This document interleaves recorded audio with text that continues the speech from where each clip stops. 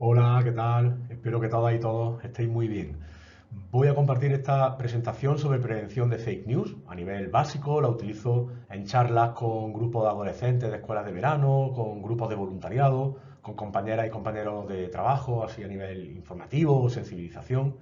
Y bueno, vamos a hacer un repaso de qué son las fake news, algunas definiciones, algunas perspectivas diferentes de algunos autores, técnicas de manipulación en los medios de comunicación y también algunos ejemplos de fake news. ¿Cómo se detecta una noticia falsa? Bueno, aquí tenemos una definición de Ball, genérica, que nos habla de historias que han sido totalmente inventadas con el intento de alcanzar una gran audiencia para una variedad de propósitos. No nos dice cuáles son esos propósitos que ya podemos anticipar, que puede ser el tema económico o el tema del poder, de la ideología. Rubio sí que nos dice que las noticias falsas son noticias en las que las falsedades aparecen por intención deliberada, en lugar de accidente o error, porque también hay que tener en cuenta la existencia de errores, de gazapos, y una noticia falsa, pues no es lo mismo que un gazapo. Una noticia falsa tiene una intención deliberada. McIntyre se refiere a la reacción de las personas, que la noticia falsa se utiliza para generar un tipo de reacción en la persona con fines de lucro o de poder. Aquí sí que nos dice la finalidad. Y advierte el autor que en cualquier caso las consecuencias de las noticias falsas pueden llegar a ser nefastas. Fake news fue nombrada palabra del año por el diccionario Collins en 2017, adquiriendo así cierta legitimidad, y queda definida como información falsa, a menudo sensacionalista, divulgada bajo la apariencia de cobertura de prensa. Aquí ya esta apariencia se relaciona más con el concepto fake, que ya sabemos que está en medio, entre lo que sería la ficción y la realidad. Es decir, el fake trata de aparentar, de dar la sensación, esa apariencia de lo que no se es, en este caso de una noticia veraz, de una noticia de un medio real. Amorós nos dice que las fake news son informaciones falsas diseñadas para hacerse pasar por noticias con el objetivo de difundir un engaño o una desinformación deliberada para obtener un fin político o financiero. Pues sí. Wardle también expone la necesidad de desglosar que hay diferentes tipos de contenido que se pueden crear, que se pueden compartir, que hay diferentes motivaciones a la hora de crear esos tipos de contenido que pueden desinformar, y también hay que tener en cuenta las formas en las que se está diseminando el contenido. Hemos hablado un poco de esto en la sesión 4, ¿no? Algunas definiciones interesantes. Desinformar, vamos a tener en cuenta esta perspectiva de la primera acepción del diccionario de la lengua española, que nos dice que es dar información intencionadamente manipulada al servicio de ciertos fines. O sea, la intención y la manipulación están implícitas en la desinformación. La paparrucha es el término que se refiere a una noticia falsa y desatinada de un suceso esparcida entre el vulgo. Es la definición, digamos, de noticia falsa que tenemos en el diccionario de la lengua española desde hace mucho tiempo, antes de que se generara todo este fenómeno desinformativo. Bulo es una noticia falsa propalada con algún fin. Viene del caló bull, porquería. Se relaciona y me recuerda al término inglés bullshit, caca de la vaca, que viene a significar el esfuerzo que no sirve de nada, ese vapor de agua que es lo único que produce la palabrería, ¿no? La palabrería que no tiene un contenido. Propalar es divulgar algo oculto que generalmente se considera negativo, ¿no? Una curiosidad. Igual que propagar, existe la versión propalar, que ya sería esa divulgación de lo oculto y en negatividad. Belcher nos dice que las noticias falsas son un método, no una fuente, y no deben ninguna lealtad a una ideología específica. Para el autor no importa si las opiniones que se presentan son liberales, conservadoras, piadosas o seculares. El método puede ser y es usado por cualquier ideología, es decir, las noticias falsas como método están al alcance de todos y de todas. Hay consecuencias sociales de las fake news, consecuencias políticas y también consecuencias tecnosocioculturales. Frida Sofía fue en el terremoto de México una noticia de una niña que había que salvar que realmente no existía. Fue una fake news que movilizó servicios de emergencia de manera que no pudieron atender en lugares que sí podrían haber salvado a algunas víctimas. Perdón. Por eso, como comentábamos en la sesión número 4, las noticias falsas, la desinformación, pueden llegar a generar víctimas mortales. El Pizzagate fue aquella situación en una pizzería en Estados Unidos cuando estábamos en las elecciones Clinton y Trump en 2016 y se propagó un bulo que en los sótanos de esa pizzería pues había menores, se estaba produciendo un abuso de menores y un señor se creyó esa fake news, se creyó la noticia falsa y acudió a la pizzería con su rifle, pegó allí unos cuantos tiros, unos disparos y afortunadamente no pasó nada. Pero bueno, las noticias falsas en el sentido social pueden llegar a destrozar la mente de las personas, reescriben la historia y también supone la aparición de nuevos delincuentes cibernéticos relacionados con las fake news. También tienen consecuencias políticas, como puede ser la influencia en elecciones, la influencia de hackers en esos procesos. El caso de Gettysburg fue una manifestación en base a una noticia falsa de una supuesta provocación entre dos grupos opuestos en los que finalmente no pasó nada, no hubo ningún tipo de lucha y una de las personas portaba un arma y se disparó en un pie, fue lo más significativo. Malasia fue el primer país en el que se prohibieron las noticias falsas, las fake news, con leyes que sancionaban económicamente a las personas que difundieran bulos o que publicaran noticias falsas. Los jóvenes de Vélez es un caso tecnosociocultural. Aquí hubo una investigación detrás porque en un principio se considera que de manera sin intención, solamente por el clickbait, por ganar dinero, estos chicos de Macedonia, que es el lugar donde se ubica Vélez, su ciudad, pues se dedicaban sobre todo al tema de la música, chicos jóvenes que querían comprar instrumentos y tenían páginas web para generar clickbait y ganar dinero. Y se dieron cuenta que el tema de Clinton, Trump, eso vendía muchísimo, la gente hacía muchos clics. Inventaban noticias y se produjo lo que sería pues desinformación, influencia de elecciones y ellos pudieron ganar un dinero. Pero realmente, aunque hubo idea de que hubo conexión con algunas fuentes políticas importantes de Estados Unidos, los chicos realmente lo que hicieron fue el copycat, es decir, copiar lo que se estaba haciendo. Ya hemos también comentado en otras sesiones o en el vídeo sobre posverdad que los medios de comunicación han utilizado técnicas de manipulación desde siempre. La imprenta sirvió para manipular y desinformar por parte de los monarcas y de las familias nobles. Napoleón en la campaña de Egipto perdió las batallas, pero representó con dramaturgos, con obras de teatro, con pinturas, exactamente lo contrario. Ya en 1890, la guerra hispano-estadounidense, ahí se ve cómo el periodismo amarillo tiene influencia, las fake news pueden llegar a provocar guerras entre países. Orson Welles, en el ámbito de la radio, pues también desinformó sin querer esa misinformation en La Guerra de los Mundos que se emitió en 1938, una adaptación de una obra en la que supuestamente los marcianos invaden la Tierra y al retransmitirla representando en formato de noticiero radiofónico la obra, pues la gente creyó que era un noticiero de verdad, que iba en serio. Y en algunos casos salieron a la calle. Luego también hubo desinformación sobre el mismo alcance que tuvo la radiodifusión de Orson. De manera que se puede decir en algunos textos, documentos, que fue un gran revuelo cuando realmente tampoco tuvo tanta repercusión como se dice en algunos medios. Después de un periodo de silencio en cuanto al fenómeno desinformativo, con la irrupción de Internet, la web, las redes sociales, pues volvemos otra vez al campo de la desinformación.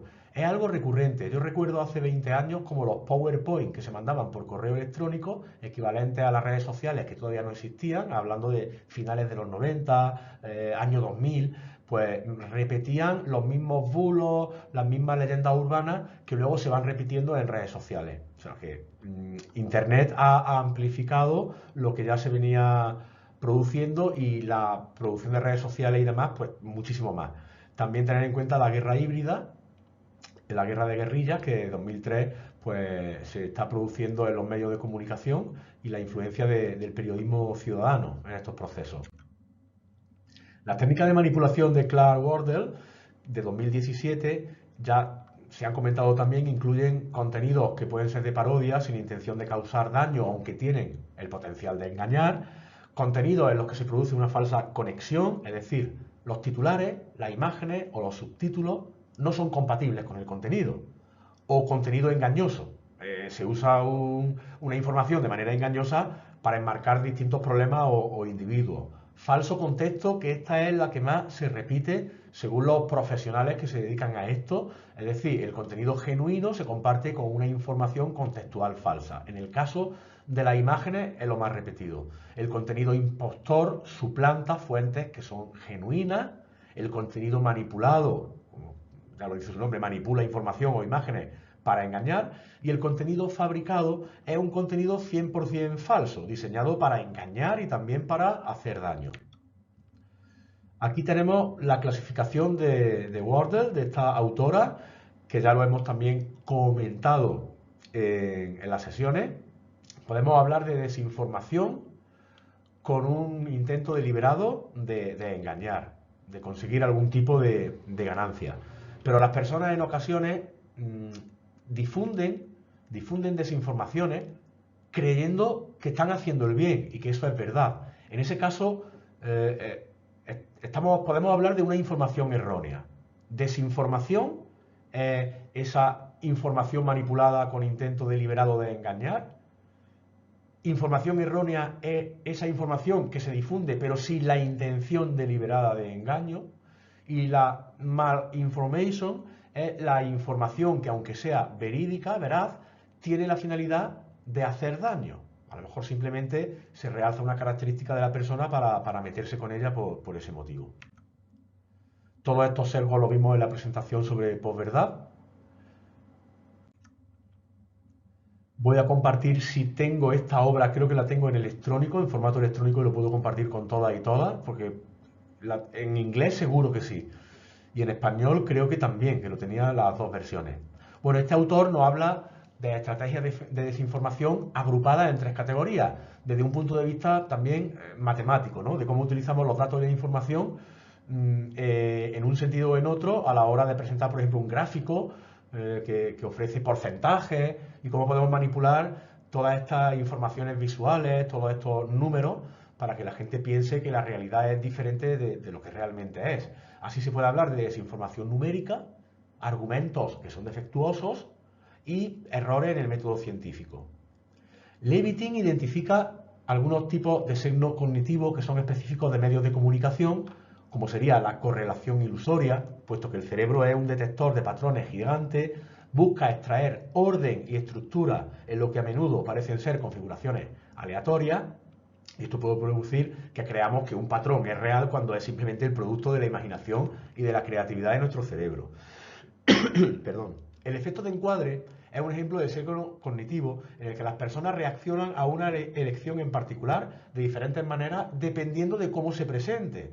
Esto es el hecho de que una misma información, depende cómo la presentes, puede producir información, o sea, diferentes tipos de opinión pública. Y también la perseverancia de creencia, que es una característica extraña de la cognición humana, que consiste en que cada vez que nos enfrentamos a un reclamo, a una creencia determinada, aunque sea mentira, es muy difícil para nosotros, incluso con evidencia, cambiar de opinión. Y con el tiempo, aunque sepamos gracias a esa evidencia que la información no es verídica, que es algo que era falso, siempre nos viene a la mente la parte de mentira, como, oye, esto era cierto. No, era mentira, pero tenemos una perseverancia de creencia que la mentira persiste. Los medios de comunicación también se aprovechan, y hemos estado hablando en la última sesión de los algoritmos. Los algoritmos se pueden utilizar como herramienta para hacer el bien o para hacer el mal. Y en ese sentido pueden contribuir al aumento de la desinformación y del desorden o trastorno informativo o se pueden utilizar para la verificación, el fact-checking y la lucha por una ciudadanía bien informada. La cámara de eco, filtro burbuja, se ha comentado, también en los foros podemos ampliar estos contenidos. En relación con la posverdad, que tiene también mucha influencia en todo esto, pues la verdad ya no es intocable. podemos decir que la fake news es una materialización de lo que sería el fenómeno de la posverdad, ¿no? Una distorsión, como decía la definición de la lengua española, el diccionario de la lengua española. La verdad ya no es intocable, la verdad es personalizable, la verdad puede ser un buffet a la carta. Dime cuál es tu verdad, qué verdad es la que te interesa y te vamos a dar contenido acorde a tu verdad. La información ya no vale nada, ahora es gratis. Antes era cierto que había que hacer suscripciones, que los diarios tenían un coste, y aunque hoy en día pues también hay otros medios alternativos de pago a suscripciones y demás, hay muchísima información gratuita. Y las noticias no se hacen para informar, sino para que pique. El tema del clickbait, que también lo hemos estado comentando y que puede generar desinformación. Las noticias falsas se aprovechan de dos cosas: de la polarización social. Una sociedad dividida en dos bandos es un escenario ideal para que las fake news ideológicas triunfen, y también de nuestro comportamiento como humanos, ya que las personas evitamos a los que piensan y viven de manera diferente a nosotras. También podemos hablar de placeres, ¿no? Ya tenemos en cuenta con la posverdad que hay un hedonismo cognitivo. Las personas queremos recibir informaciones y contenidos que nos hagan sentir bien, y es que las fake news pueden ser como una droga, ¿no? Porque nos proporcionan placer por tener razón, placer por ser aceptados por los demás, placer por estar de acuerdo con los demás, y también ese sentimiento de conexión, ese sentimiento de pertenencia a un grupo, al compartir esas noticias y sentirnos integrados o integradas. Amorós, que es el autor del que se extraen esta idea, que además fue la obra en el contexto próximo a los atentados de Barcelona, nos dice que podemos aprender 5 lecciones, ¿no? de lo que sería el caso concreto de las fake news. Las fake news no tienen escrúpulos, se apoderan del miedo y del terror, se aprovechan de este tipo de emociones básicas. Las fake news se aprovechan del desconcierto informativo. Nuestra expectativa de información instantánea abre las puertas a las fake news.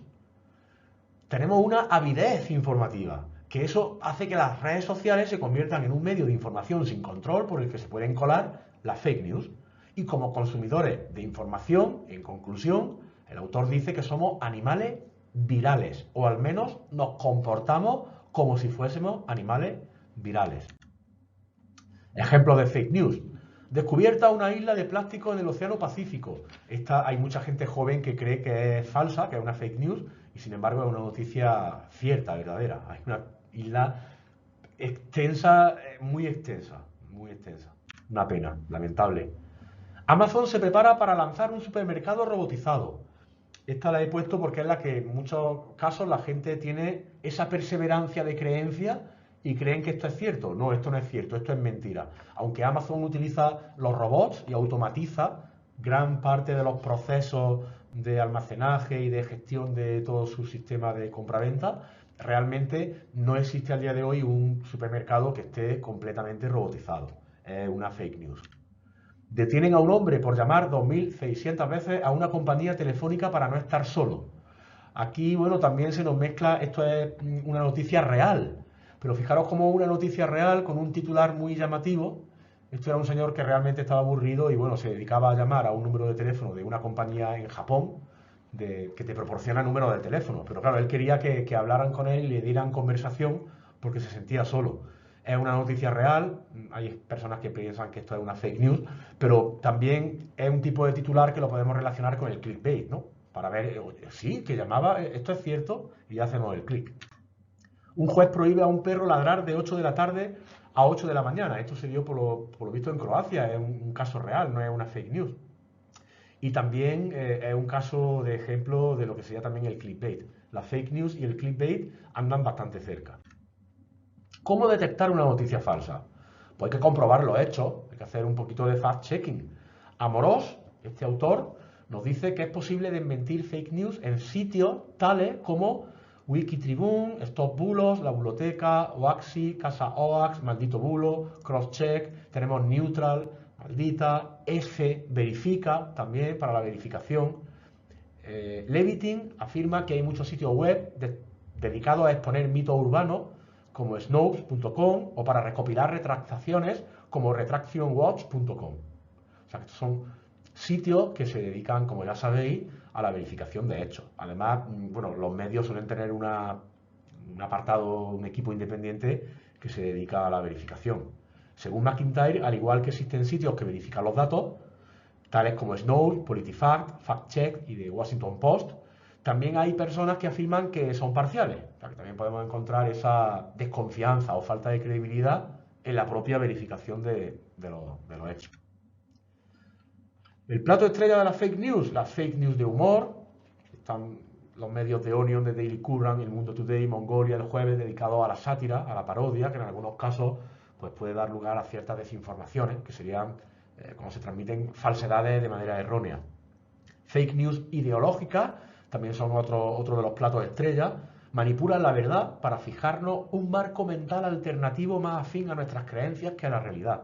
Por ejemplo, el diario The Sun, cuando salió la noticia en la que afirmaban que la reina británica en ese tiempo pues apoyaba el Brexit. Y las fake news emocionales, la emoción es lo que mueve el mundo. Buscan conmovernos, indignarnos o atemorizarnos. Sobre todo las emociones de carácter negativo son las que más pronto se viralizan. Aunque luego llegan a la red las de corte positivo, siempre llegan un poquito más tarde, igual que la verificación.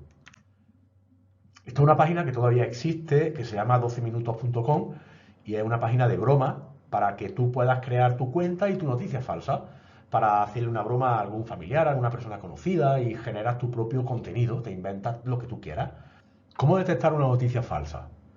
Pues podemos buscar los derechos de autor de la noticia, verificar desde múltiples fuentes, evaluar la credibilidad de cada una de las fuentes, buscar fechas de publicación, evaluar la experiencia del autor, de la autora de la noticia en ese tema, preguntarnos si coincide eso con nuestro conocimiento previo, si parece realista o no lo parece la noticia.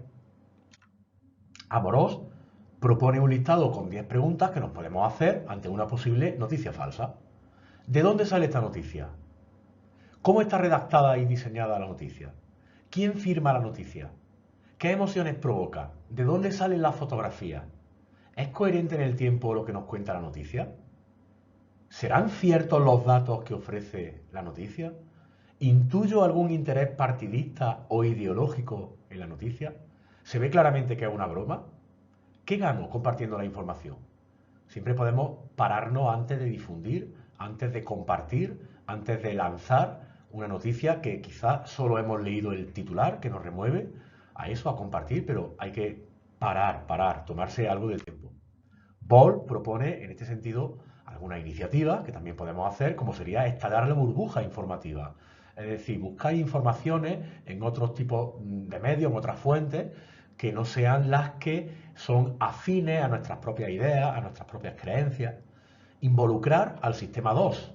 Daniel Kahneman habla del sistema 1, pensar rápido, que no tiene pensamiento crítico, no da tiempo, y el sistema 2, que es pensar despacio, que sí se toma el tiempo necesario para actuar, pensar de forma crítica. Aprender algunas estadísticas es importante, tener nociones de matemáticas para que no nos engañen con la representación de los números o con imágenes visuales relacionadas con los números, con lo numérico. Tratar las narrativas que crees con el mismo escepticismo que las que no crees, que las que no son afines a tus creencias. Y tratar de no sucumbir al pensamiento conspirativo, que es una tendencia también muy humana. Según Levitin, el pensamiento crítico nos entrena para dar un paso atrás, evaluar hechos y formar conclusiones basadas en evidencia. Además del pensamiento crítico, también tenemos que añadir la actitud crítica, porque podemos darnos cuenta de ciertas cosas que hay que cambiar y no hacer nada. Y así no hay ningún tipo de transformación. De manera que el pensamiento crítico, unido a una actitud crítica que nos lleve a hacer cosas diferentes, y la humildad. La humildad es el componente más importante de mejor pensamiento crítico que hoy día falta en la sociedad, ya que si reconocemos que no lo sabemos todo, podemos aprender. Siguiendo al secretario Rumsfeld, podemos tener en cuenta que hay algunas cosas que conocemos, que hay también algunas cosas que no sabemos, que hay algunas cosas que sabemos pero no somos conscientes que tenemos ese conocimiento, y también que hay algunas cosas que no conocemos y que tampoco tenemos la conciencia de ello. Muchas gracias, espero que os haya servido para generar ideas que se puedan compartir en los foros de debate, para generar ese diálogo que produzca conocimiento y una transformación.